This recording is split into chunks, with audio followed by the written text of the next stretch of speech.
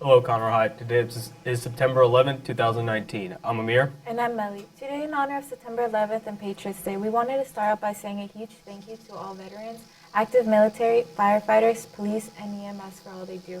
Our lives would be very different without you. Thank you again for all you do. We have a special show today, so stay tuned for today's episode of Total Recap.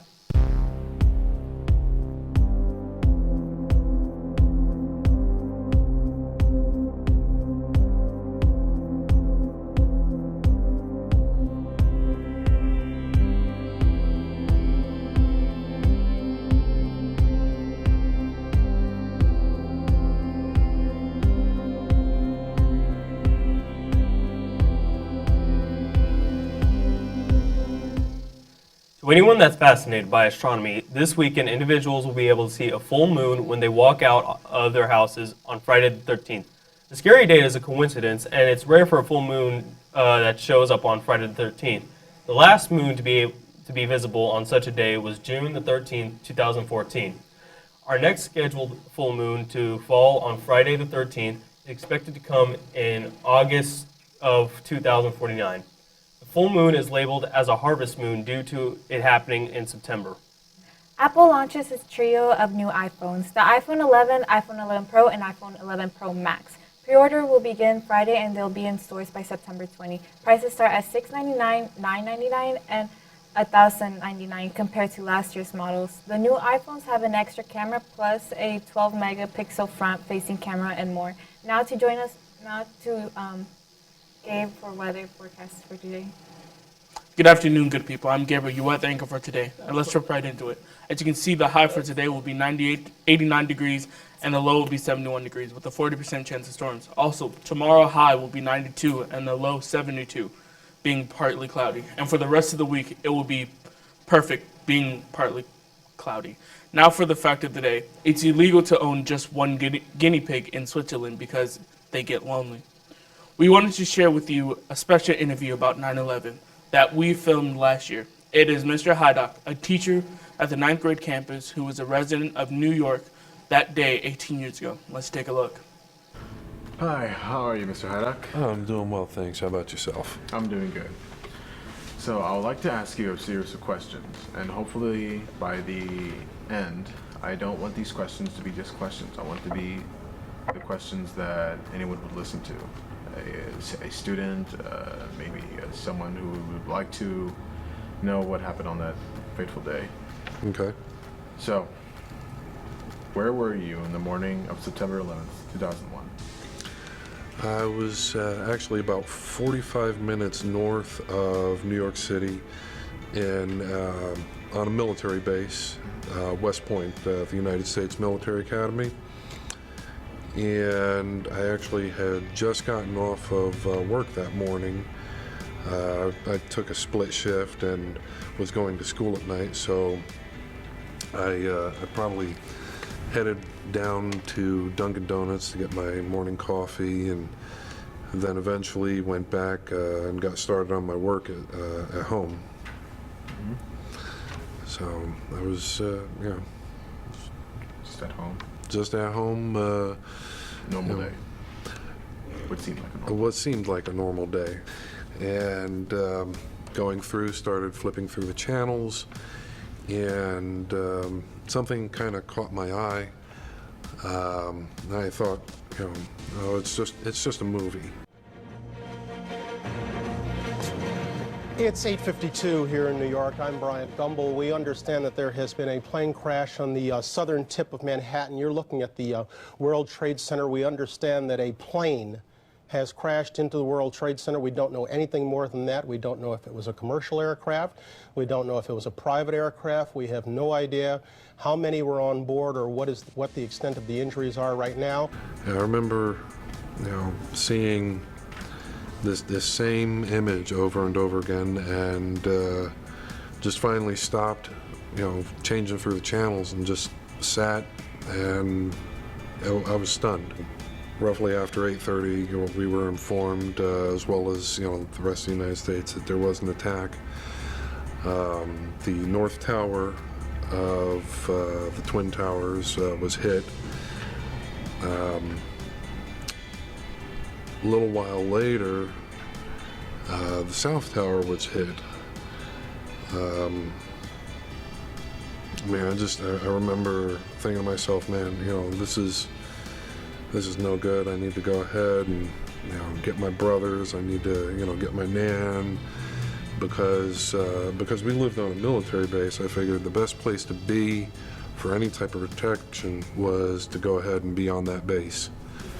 And did you know anyone specifically working on those towers? My Aunt Kim, her brother Henry, was on the 67th floor of the North Tower.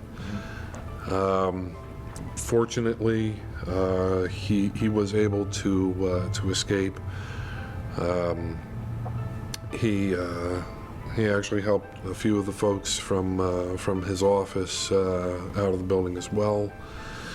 My uncle, he worked in Lower Manhattan as well. He was on the last train to kind of stop right before the tunnel beneath the towers. They evacuated the train. I found that out. It was probably about 11 o'clock that night when we were actually finally able to get in touch with him. I got several friends that are NYPD, FDNY. Some of them sadly didn't make it. How did your personal life change? I think the biggest changes were just kind of being mindful, being, very, very cognizant about my surroundings.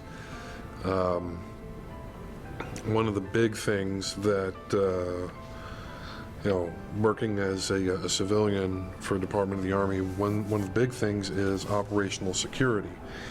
And immediately after the attacks, normally where you would see 1 to 2 MPs on a gate entering the base, you would see now a minimum of like 6, and these guys were, in full gear, full battle rattle, their sidearm pistols, the full M16s, locked, loaded.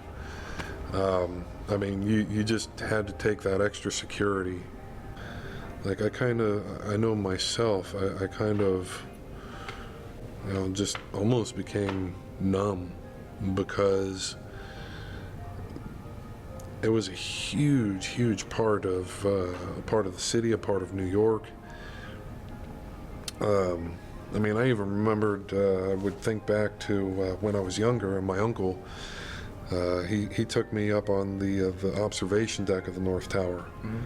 And just being able to see forever, it was incredible. And I think to this day, my kids, they'll never experience that. It's surreal. It really is. How do you feel on this 9/11 today?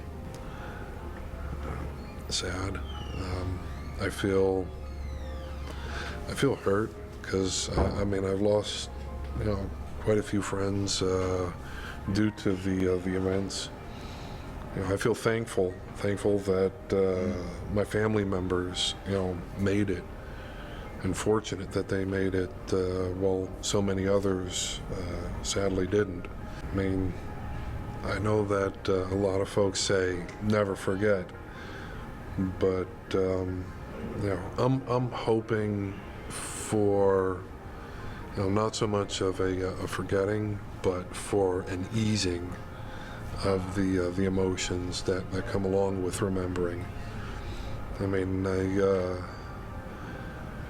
I visited the footprints, and it just it brought back the same sense of sadness, and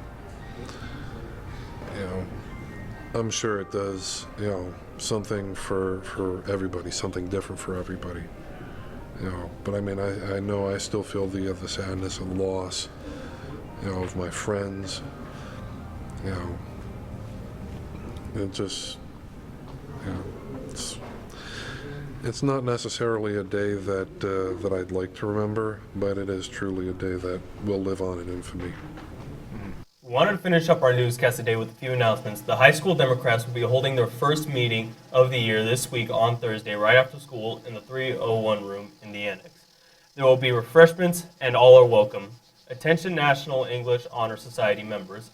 NEHS meetings meets the third Wednesday of each month. Please come and join us for our first meeting of 2019-2020 school year on Wednesday, September 18th from 2:45 to 4 o'clock in the LGI. This is FFA Chapter Week. These are the dress-up days that are left this week. Thursday is Animal Day, Friday is FFA Color or FFA Shirts. Do you have spirit and want to be involved at CHS? Come try out for a Tiger mascot today. Your skit must incorporate music, be creative, and be original.